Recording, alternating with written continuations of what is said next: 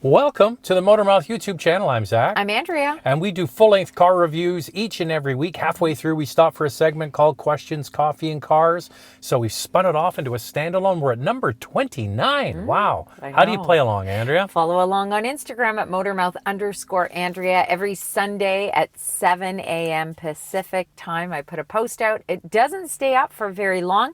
You see Zach and I sitting with our coffees. Get your questions in. It's deleted. When we have enough, we start the show. Time now for Questions, Coffee, and Cars. Your questions from Instagram. Do you think we'll get the new VW Tiguan here in North America? It looks nice. Great engine options. So they just showed it, I think, last week in Europe. Did. And yeah, so I think the thing is, you got to remember what comes out in Europe first. About a year later, we get a long wheelbase version. So the one they've shown is not the one we're going to get. We don't get all those engine options either. No, we don't. We do think that a plug-in hybrid Tiguan is going to be coming to North America. It'll be a 2025 model if it does come. I'm hoping it's going to be released sometime in 2024. So the reports are that, and I've been hearing a lot from viewers and followers about this, that it gets 100 kilometers, 62 miles of range on the European cycle. Now, that's the European cycle. In North America, I can assure you, you're not getting that.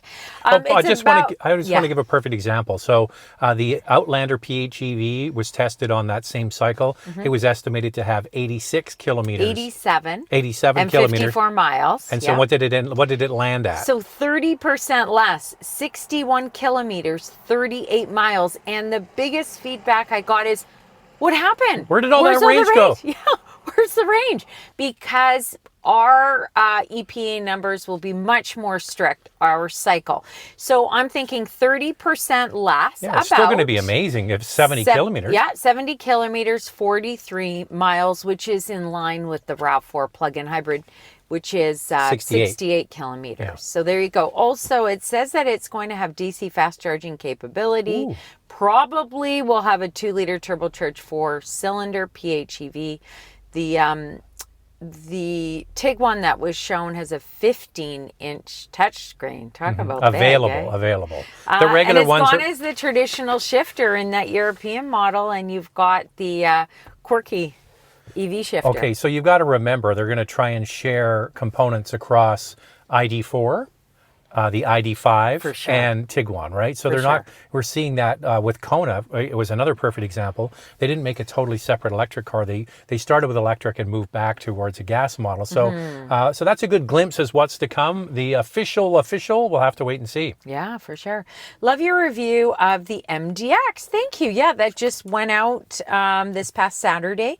Do you think the redesign will have a touchscreen? If so, when is it usually slated for that redesign? We were just talking about that. The MDX is pretty new. Well, it came out, we drove it in 2021 as a 2022. So it's really only one model year old. I know. So I don't think it's going to be changed probably for another 2 or 3 years. They are not quick at Honda to change. No. Well, we do see, like, for example, the new Acura EV, which they released, doesn't have a trackpad anymore. So I think that's kind of the glimpse into the future. But will the MDX, will they do a full redesign on it? Or will they do an EV instead? I'm not sure what's going to happen with Acura. I don't think they're going to come up with an all-new MDX. They might do a facelift. And typically, when Honda Acura does facelifts, that's really all you get. You get a mild tweak, and they're not, I almost guarantee you, they're not going to change the whole dashboard. No. I would be shocked if they did. They're going to ride that MDX until they have the money to make something as a plug-in or an EV. Yeah. And I think they're going to ride out the RDX too with that crazy polarizing center console as well. Thank you for the great reviews. Thank you. I have been a longtime follower and love the direction you're taking with your content. I'm currently driving a 12-year-old car and I'm now shopping for my midlife crisis car. Good for you.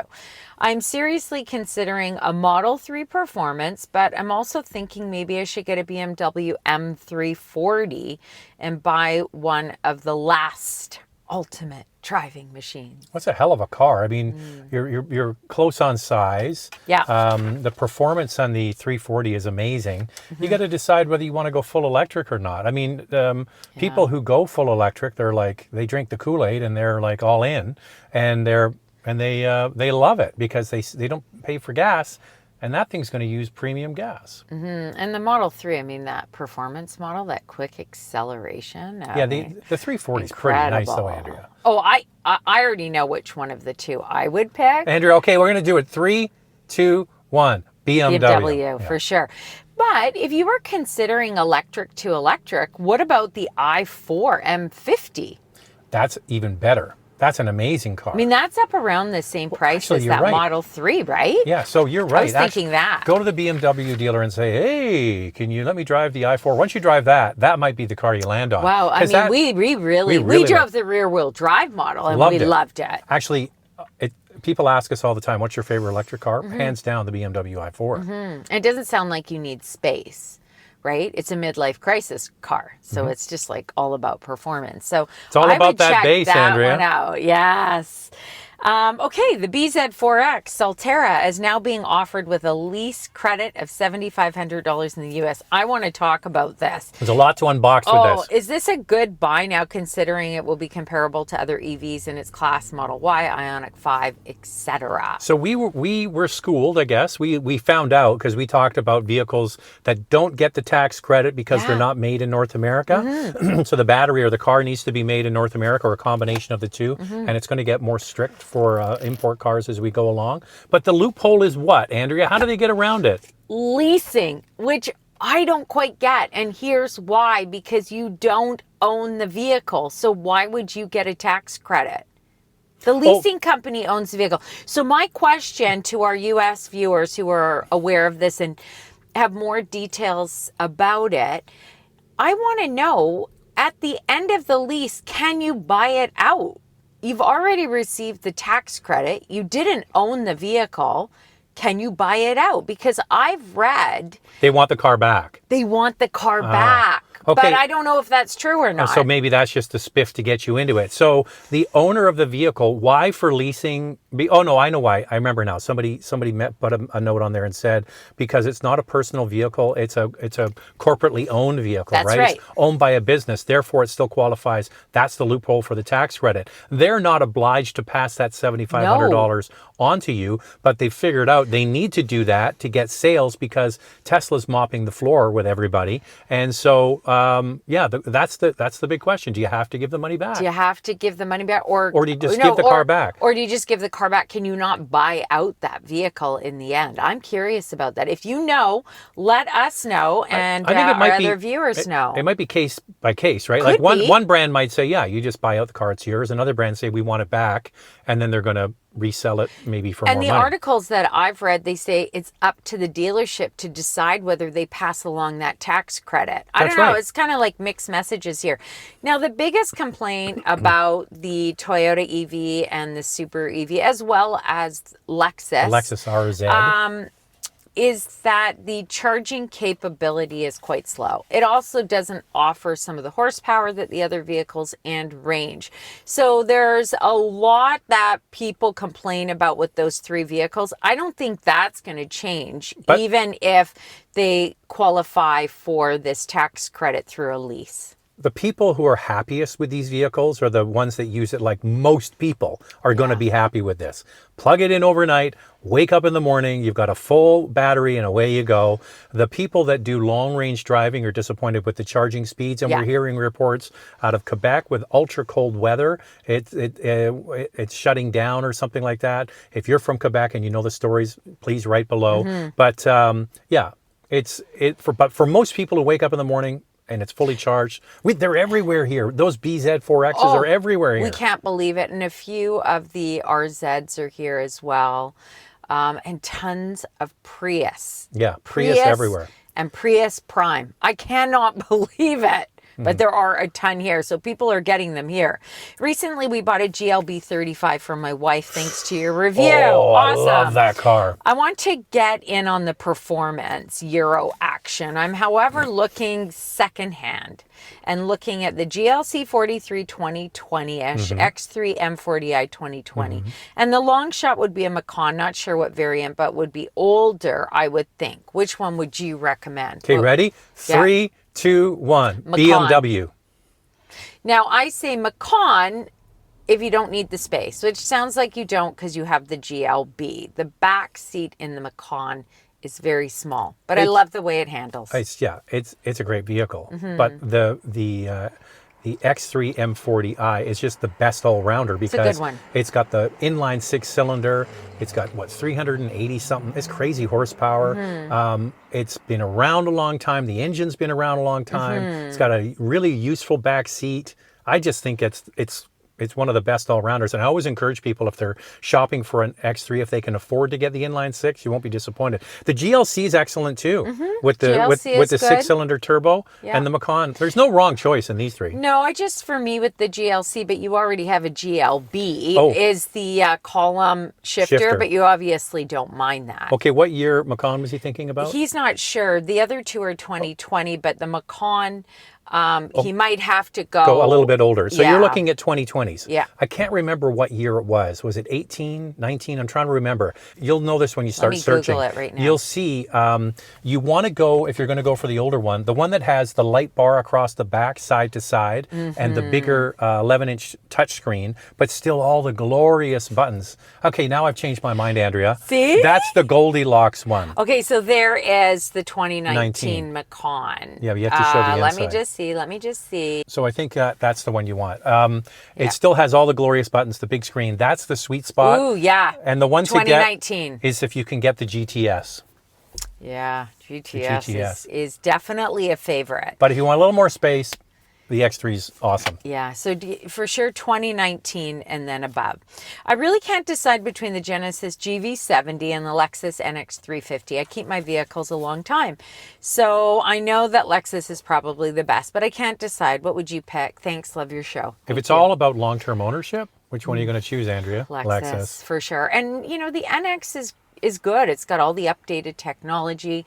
The pricing of the NX 350 and the Genesis GV70 2.5T are quite equivalent between low and high range. Of course, you can get the GV70 3.5T, which is a special vehicle. I think that the interior of the GV70 is a lot nicer. Way better. I was just going to say. So they've got that big screen in the NX, but the problem is it's kind of cheaply finished around that. So, yeah. Unless you go up on, but if it's long-term ownership, the obvious answer is Lexus. Is the Lexus. And keep in mind, the GV70 rear seat is really small. Not to say that the NX rear seat is huge, but the way the pitch of the seat is in the NX, you'll find it quite comfortable to sit in that rear seat. Zach and I have been picked up in an NX quite a few times, and considering what the measurements are, we're a little bit surprised. That's what our chauffeur drives. Who's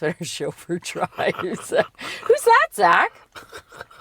When do you think you will have access to an Equinox EV? Well, I've emailed General Motors many times. So I've asked about, by the way, Blazer is first. That's the first EV. Equinox is second. And then I think Silverado is third. And then also the other one we want to get our hands on and we've asked about is the Cadillac XT4. Oh my gosh, this is hot. I just get a black Americano, so it is. Okay, that's it. I don't want to hear from you saying we don't have coffee. Okay, there's coffee in there. That is hot. Here, I'm going to do it again because it annoys me when people say there's no coffee in there. We've got real coffee. You see that? I don't want to spill it all over the buttons. Sorry to interrupt, Zach. I don't even remember the question. It was about the Equinox. You said Silverado. Oh, yeah. So it's Blazer, Equinox, Silverado, and we've also got a request to get invited to the XT4 from Cadillac. I really like that little SUV. So, Lots to come. We got to wait. We're just waiting on it. But this, between now, say, like I always think of the fall as a new year because we went to school. It was always a new year. I don't think the new year is the new year. I was thinking. For sure. Type below. Do you think September is the new year? I do. And Zach, I just want to add, in this moment, because sometimes Zach says, did you hear that? Did you hear what I said? You're not listening to me. But I'm so good at multitasking that I could be doing a whole bunch of things and then listen to him, and then I have to say back what he said. So what's that got to do with what I was Zach talking said, about? oh, I forgot what I was saying, and then because I interrupted him, right? You know what? No, and, it's not and that. And then I just went like this. Blazer, Equinox, Silverado. You also looked at the question. No, yes, you no, did. but I'm saying what you said. Okay, but here's the thing, Andrea. My mind is so active. Oh my God. And it's you have so an excuse for everything. And it's so busy, and there's so much info in there. Uh-huh. I've got to pull it out sure. of and decode it from the brain to the mouth and then out. So that's what I'm doing. I'm decoding. So are you saying that my brain isn't as active as yours? No, yours is open all the time. Yeah. So here's the thing is, what was the question? It's about the Equinox EV. Oh, that one again. We're still on that one. No, I think we've answered it. Okay, I think we've answered it. Jeez, you're just killing me over here. We've got a request into General Motors. We wait. I'm crying. I'm laughing so hard. Looking at a CPO 2022 Acura MDX versus a CPO 2020 Volvo XC90. Which one is better at a similar price point? Not sure how Volvo is keeping its value and an Acura depreciated, considering they both cost almost the same when new. Okay, so the Volvo hasn't changed, so it's the same. And it's interesting because we had the Volvo, we had the two vehicles this past week, and the MDX is the previous model. Okay, if you're looking at the 2020. If you're looking at a 2020. Yeah. He's looking at a 2022, but a 2020 Volvo. Oh, okay, so Yeah. a 22. Oh, MDX for sure. Yeah, and I'm The I know reliability. you're saying, Get into the quality, Andrea. yeah, so the thing is, good you're thinking CPO for the 2020 Volvo. I would never buy that XC90 2020. It's had some issues. JD Power gives it a 71 out of 100 for reliability, so that's below average. 2022 MDX, don't get me wrong, it's had its issues too, but it gets a better reliability score. All you need to do is look at the 3-year dependability study. So these are not brand new. These are after 3 years. Volvo's, you're the bottom. Yeah. So I just wouldn't get that 2020. With new car prices and rates through the roof, is it worth considering leasing and buying out after the lease? Looking at a Lexus RX hybrid, but financing would be nearly double the cost of a lease. Well, if they're Yeah. so if they're reducing, they're buying down the rate of the lease. That's not a bad way to go. And the other thing, you're also playing the odds that in 3 or 4 years, when the lease is due, that rates are come back down again. For sure. So you I have could no do that. problem with leasing. I'd be happy to lease. I mean, that just doesn't make sense. If it's double the cost of a lease, I would stay away from that. Unless you're paying, cash for it. But if you've got to finance, I wouldn't do that. Most people lease and finance. And so that's a little point, actually, before we move on to the next question, because my mind is wide open at this point, Andrea. It's all flowing. Always flowing. So there's really not many deals out there in cars. We all know that. Cars are hard to come by. So that's the one area now with high interest rates where car companies are actually giving you a break. So look at reduced interest rates. Right now, if you're going to buy a car, it's going to be anywhere from 8 to 10%, but you'll see lease rates down around some 2, 3, 4%. That's where you save money. Just depends on the brand. Yeah. Is it a poor decision in late 2023 to purchase 2022 new models still on dealer lots? Example, a new 2022 Jeep Cherokee Trailhawk. I think there are a number of factors here. The 2023 model doesn't get the V6 anymore. So in this case, if you are interested in the V6, maybe the 2022 model is the way to go. The other thing is price. Like, are you getting a deal on the 2022 model, or do you have to pay the Well, here same? we are. November, December, January.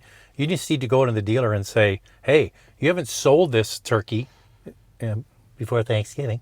Yeah. You haven't sold this thing. It's not moving. No. So in 3 months, it's going to be a 2-year-old car. Yeah. So let's do the deal now. Get it off your books. You're actually in a sweet spot here. You can go in there, and I would go in there and give them a stink bid, like within reason, right? You want to go in and give them a stink bid and say, listen, this is old stock. In 3 months, it's going to be a 2-year-old vehicle. You have to write it down every month on your books. And I can give you an extra sale this month. What I would do is wait till the end of the month, okay? Because they're always wanting to hit their numbers by the end of the month. So go the second last day of the month and say, I don't know, man, I could buy that if you give me a sweet deal. Look, I think that all sounds great, but it's really based on inventory. Is this the last one on the lot? Do they have a lot of them? What's the wait time for the 2023 model? I think there's a lot. Obviously, Andrea, there's no wait time. It's a 2022. So no, I'm saying for the 2023 model. Like for us, here's a good example. We ordered a GTI. We ordered a 2023 model in the spring. We ended up getting bumped, which we're actually really happy about, to the 2024 model because they cut it off. No more building of the 2023. It really worked in our favor. Would I be bothered if the 2023 came in, let's say in November? I would be, just because of the situation with Volkswagen right now where they've eliminated the manual transmission after 2024 for GTI and Golf R. That's very specific. That's what I'm saying. But overall, I don't think I would care. Okay, so listen, you need to go in there, and if you can go in there, wait till the end of the month, right? And you go in there a couple of days before the end of the month and go and see the sales manager and go, yeah, it's been sitting there a while, yeah. See what you can do. If we could do a real good deal on it, I'd take it. I wouldn't pay top dollar for it though, at this point of the year. Or the opposite, order a 2024 and then you got a brand new current model because the 23 is also going to be a year old in 3 months. Yeah, which leads me to believe there's no 2023 available. I don't know, whatever. I don't know the ins and outs of. It just seems like that. This is really weird. Stellantis. You need a deal. Get a deal. Are you seeing an improvement in the availability of cars? Also, I guess with Jeep, maybe. Also, does it make more sense to go to a dealer in a big city like Toronto if you want to stay in a place like London in Ontario? Will this reduce wait times? Well, what I've heard, like, for example, from Toyota, is that dealerships that have more sales get more inventory. So that may be the case for you to go to a larger dealership in Toronto. It doesn't hurt if you have the means to do it, to put a $500 fully refundable deposit on paper at a big dealer in Toronto. You could do one down. You might even be lucky and go down to a smaller city like Chatham from London, Ontario, and they might have a car, and go and talk to a few different dealerships. I know this area because I lived in London for 7 years. That you did. I certainly did. And so, yes. Now, it's very different in the United States. We get American viewers who watch and say, why is there such a big deal about this car? I can just go and buy that today. There's two, and then we're totally different countries. It's crazy. You cross the border and it's a different country. So they just have a much bigger population there. So we're hearing better results in the U.S., still tight in Canada. And also with refundable deposits, an Instagram follower reached out and said that he had ordered a vehicle, did the whole refundable deposit. The dealership contacted him and said that the car is coming in. Your deposit will no longer be refundable. Is that okay with you? And he reached out to me and I said, no, that's not okay. You need to say to him, I need to drive the vehicle. I need to see if I like it. Or see it. And if I don't want it, then I'm not going to take it. So he did that, and they kept his refundable deposit. Well, the other thing is they have no problem selling these cars. So if Bob doesn't want it, Sally will take it. And if Sally doesn't take it, Larry will get it. I don't know any of these people. But they're nice, I suppose, right? Larry, Sally. Larry lives in Ingersoll, and Sally lives in Tillsonburg. Yeah. What about Steve, Zach? Oh, Steve's in, I got to have a quick one first. Dorchester. Love watching you guys. Or Grand Bend. Thank you. He has a place in Grand Bend in the summer. Okay, keep going. These are great details. Well, see, if Zach. you're from Southwestern Ontario, you're like, Zork knows is Southwestern Ontario. Your enthusiasm and retention for detail about vehicles in the automotive industry is remarkable. Is he talking about my brain again? And the This computer? is Stacy. It's a woman. What's Oh, okay, the heart Stacey. Well, of your Stacey could be a man. passion? Well, it's a female picture. Okay. What's at the heart of your passion for all this? That's Andrea, what's the heart of your interesting. passion? You know what I really love about this industry and is that it's fast paced, it's fast moving. I really like things changing, things that are exciting. I used to work for Pepsi and I felt the same with that business. It was You were all always jacked up on changing, Pepsi, that's always why. new products coming in. We did some collabs, with movies, and I don't know, it was just such an interesting industry, and I find the same with the auto industry. you know what I And loved think about- we're just passionate. Plus, I get to work with this guy. Hello? Hello. I get to work with Andrea. That's the best thing. The thing about Andrea when she worked at Pepsi, expense account was killer. It was really Oh, great. Andrea, expense account. No problem. I love my clients because they would be like, Andrea, we really want to go to the World Figure Skating Championship. Can you make that happen? I can. Can Zach come with too? Yes, he can. Can we go to dinner before? Yeah, sure. Anyway, I think Oh, no. It was all about the hockey tickets. hockey tickets. Pepsi yeah. had amazing club seats. For Why did I quit? Because you had a baby named Jack. All right. The question again is... Yeah, why are we so passionate? Oh, the heart of the passion. I can tell you that I have been crazy about anything with wheels ever since I was a kid. Yeah. I could tell when I was a kid, I could tell the make, the model, and the year out the back window when you didn't have to wear seatbelts on the highway at night. I could go, oh, that's a Cutlass, knew. that's a Buick, that's a whatever. Back then it was mostly domestic cars. Or that's a Datsun, right? And then I was just obsessed. I remember we had a farm in Owen Sound, not southwestern Ontario, but not far away. And the neighbor kids had a rider mower. And all I wanted was to rider ride mower. that mower. Yeah. And they never let me. Then we got a pickup truck. Oh. And my dad, would do this, sit on, it was a manual, so I didn't know how to drive it. Yeah. On the knee, Yeah. driving. Yeah. Love that. That's fun. So I've been obsessed with cars ever since I can remember. Right. The watches came later. Yes. And then my passion yes. for Andrea was kindled in the early 90s. I've always liked cars. One of my favorites was a Ford Mustang. And even today, I really like the Ford Mustang. I never owned one personally, but my dad owned one in orange with a white interior. We had and a he Cougar. Quite liked it. We had See? a Cougar. Yeah. We had an orange Cougar. So An orange Cougar. Yeah. There you go. So when the kids were little and we used to go out in the stroller, I used to try and keep them entertained, because I had to walk the dog. That was it. And they had to come out and be patient. So we would go buy cars and I would say to them, that's a Toyota, that's a Subaru, look at that badge, what do you think of that car? And it didn't work, Andrea. They have zero interest in cars. So my passion for cars and telling them all about it did nothing except that Jack became obsessed with Volvos. We never owned a Volvo, but he was obsessed with Volvos. To this day, neither of them absorbed any of that information I told them about badges, because when we get a car, they go, what are you driving out there? Or they go What is that? they go with their friends and they go, oh, I went with so and so, and they drove their car. And the first thing I ask is, well, what kind? Like, of course, if we're car people, what kind of car do they have? And he's like, this is teenagers. And I'm like, how do you not know what kind of car it is? I know. But Jack with the Volvos and the Beetlebugs, he called them, Yeah. because he was very young and he was super cute. He was 2, and I think it's because they have the primary colors. I don't know Oh, if they you call have them. to show that picture if I we can find don't know it. where it is. I'll see if I can track it And down. then I don't know if there's primary shapes, but it was like square. So we liked the Volvos, Yeah. and then the round, the Beetle. Kind of makes sense Yeah. for a 2-year-old. Yeah.